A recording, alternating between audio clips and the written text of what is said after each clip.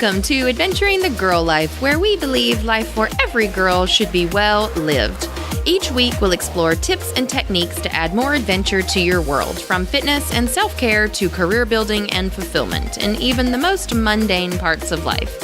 So buckle up. I'm your host, Jan Whitmore, certified personal trainer, mama of two, lover of a brand new notebook, and your new partner in adventure.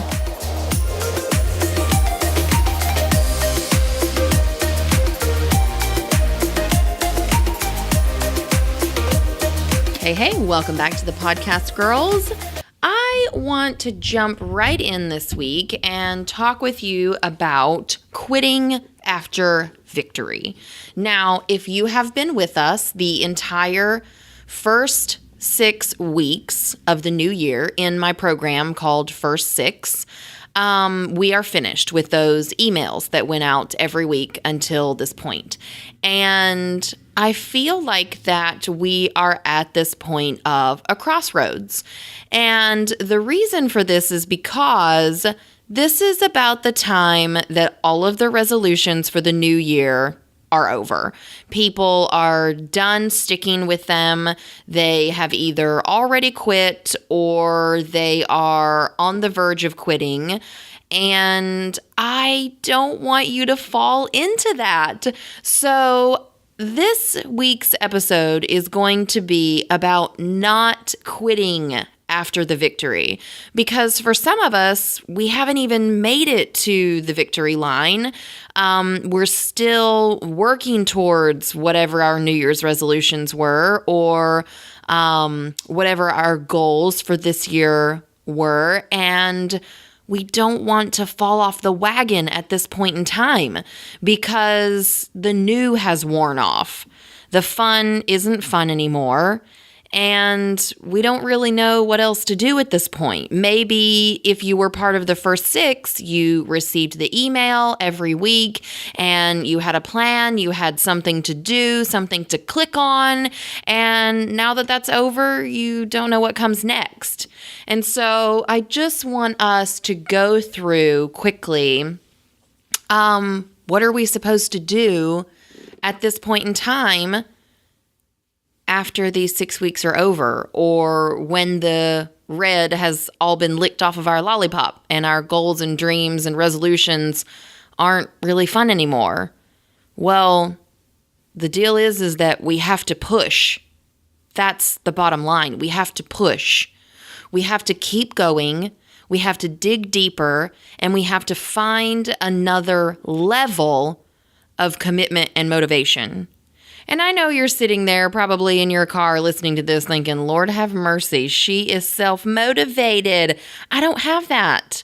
And let me just tell you, sister, no, I am not self-motivated. I am not. So I am going to tell you my story. This was actually 5 years ago. Wow, 5 years ago. That makes me really sad. And I'm going to be completely vulnerable with you, so don't judge me too harshly. You know what? I really don't even remember if I have told you all this before, but I will kind of go into some detail just in case.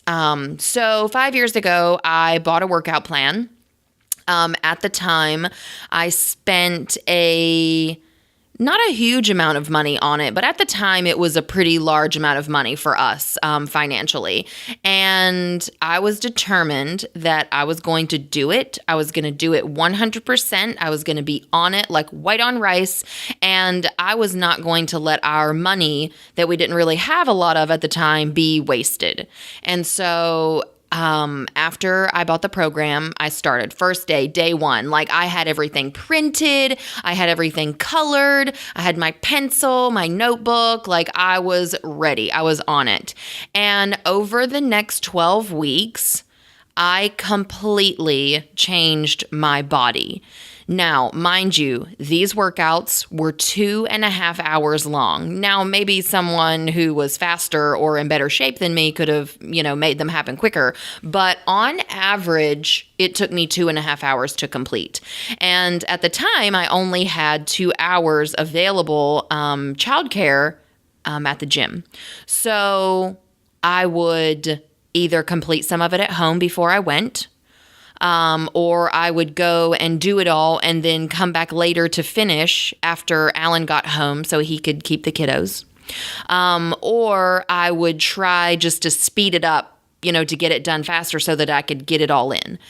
I was working out 6 days a week, and I was on that program for about 98% of it. There were like a few days where I just, I had a sick kid and couldn't get to the gym, or either had something on the schedule and I just couldn't finish it. But I literally was on that program day in and day out for 12 weeks.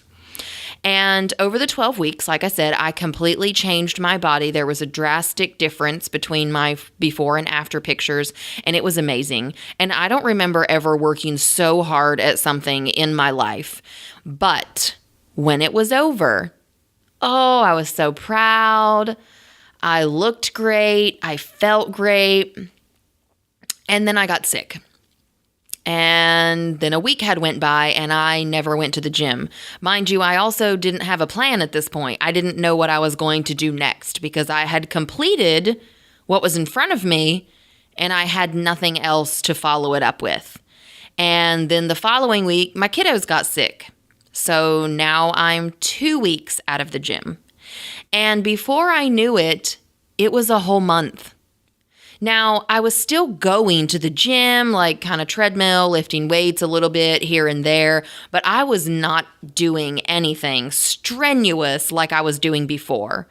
I started to fall backwards, and it was because I had gotten to the finish line. I had completed it. Victory was in my rearview mirror.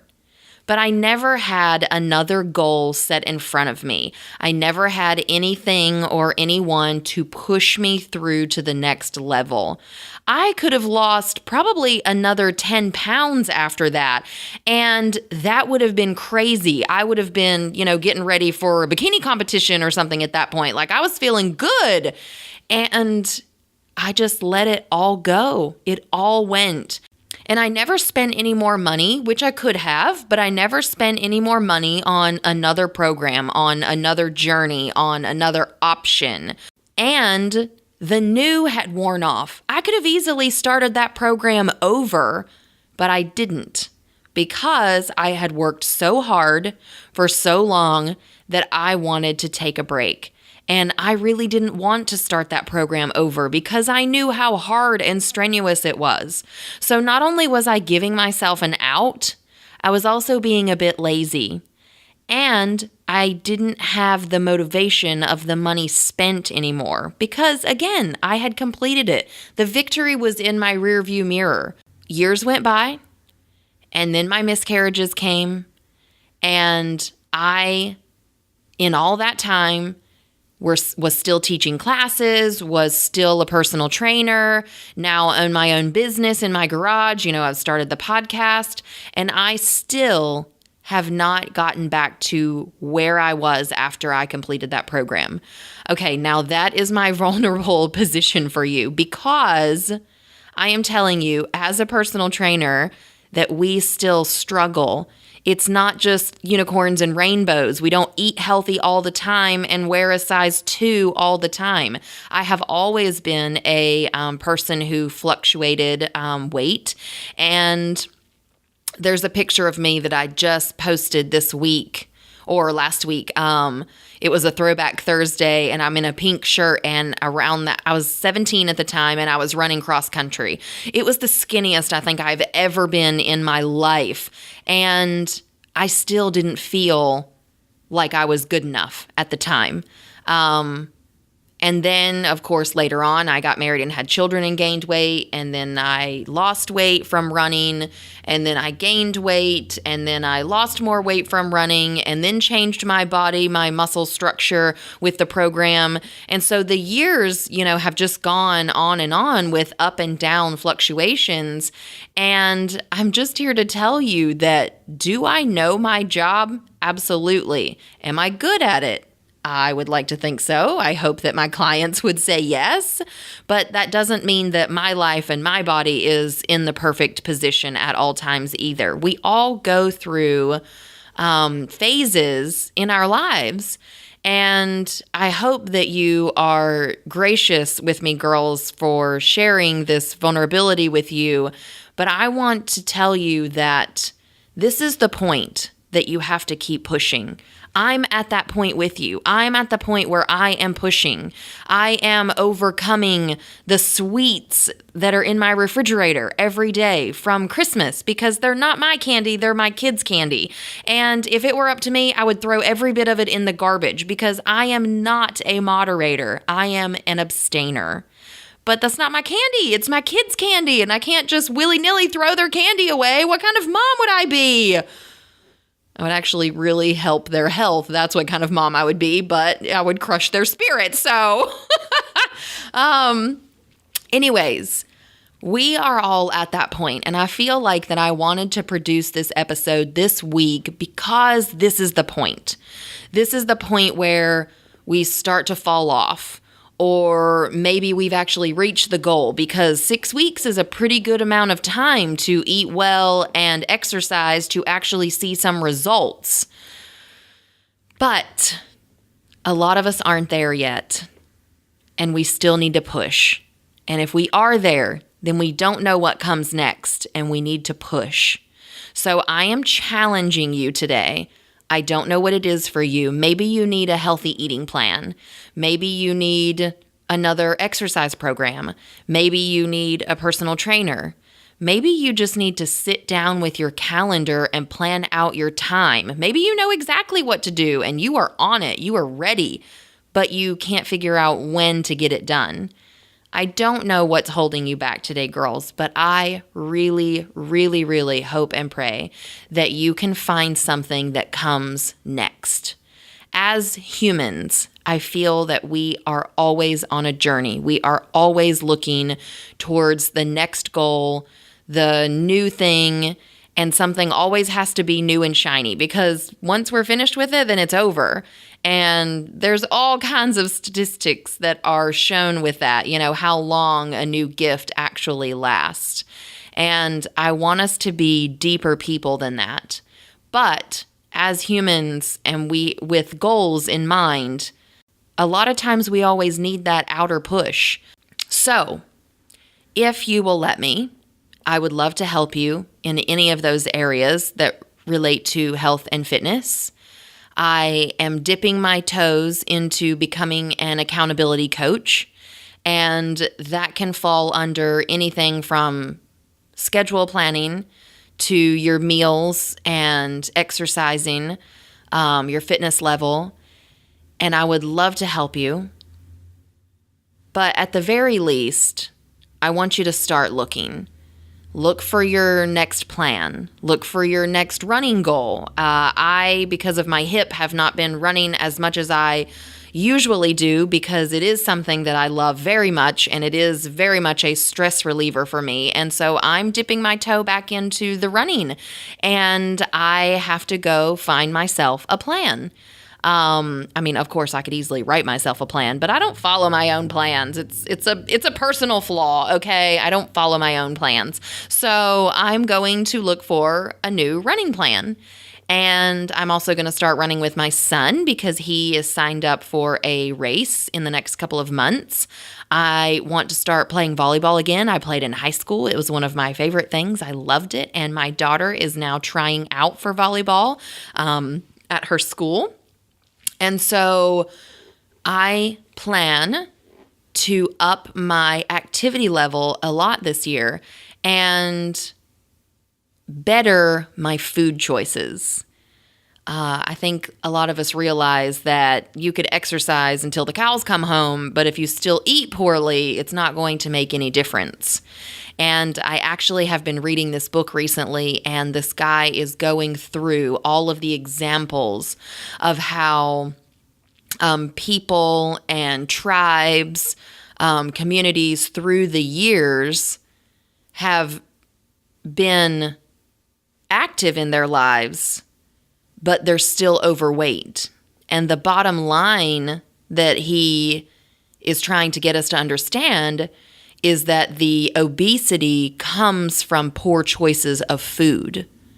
And so for me, I'm just equating that in my mind to poverty, that I have to stop having poverty thinking about my food and my weight. It's never going to change if my mind is still on the poverty level. And so I want to challenge you to find something new for yourself this year. Find a way to push through. Push through your next level. Push through your next barrier. Push through your motivation, or lack thereof, rather. Push into the person that you're going to become this year, because this is the breaking point. This is the point where you decide, am I going to quit or am I going to carry on? And I hope that you carry on. And if I can help you, that's awesome. And if not, there is so much information out there, girls, so much. And if you need a pain point to put on it, there are even things that you can do, like the diet bet that we did back in November, that you can put money down on a goal. If you need that kind of outer accountability, you can get it anywhere. You can get it from a friend. You can get it from me, a trainer. You can get it from money that you put down in a program like I did 5 years ago. There's all kinds of options, and you just need to figure out what kind of person that you are so that you can figure out what kind of motivation or outer accountability that you need to push yourself into the next goal, to push yourself into the next level. Because I promise you, sweetheart, if you are not pushing yourself, no one else will. It is all up to you. And we talked about this in First 6. It is all up to you. And I hope that you make it. And I would love to see you on the other side of it. Thank you so much for listening, girls. As always, I am so thankful for you, because if it weren't for you, then this podcast would not exist. So, if you would be so dear, please go to iTunes or Stitcher or wherever it is that you get your podcast and leave us a review and give us 5 stars. We would really appreciate it, because this is how the algorithm, Lord have mercy, those algorithms, it's how it works so that we can reach other people. Now, this podcast is absolutely a labor of love for me, but I definitely would love to get more people listening to it. So if you have the time, please go and give us a 5-star review and rating. And before we go, of course, we have to do crowns and flops.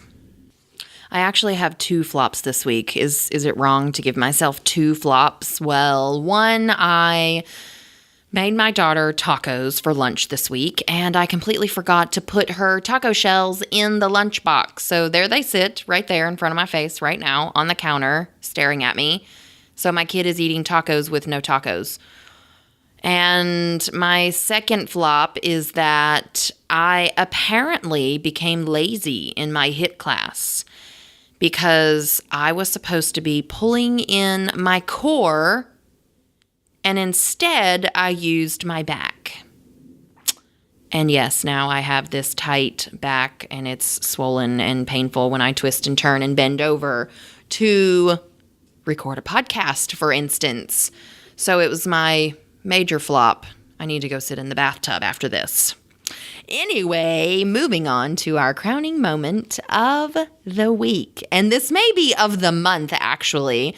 My husband bought me hot yoga for Christmas. And I had it for a month. And it was just something that I wanted to try because I'd never tried it before. Oh my goodness. I fell in love with hot yoga. It is like my favorite thing ever now. And I'm really sad because I have to let it go. But the crown of this moment is that I completed an entire month of hot yoga, and my hips have never felt better. Oh, if you do not do yoga or even hot yoga, you need to try it. It will change your life. It will change your body. And I plan at some point in the very near future to go back hot yoga, ladies and gentlemen. Just ladies. Amen for hot yoga.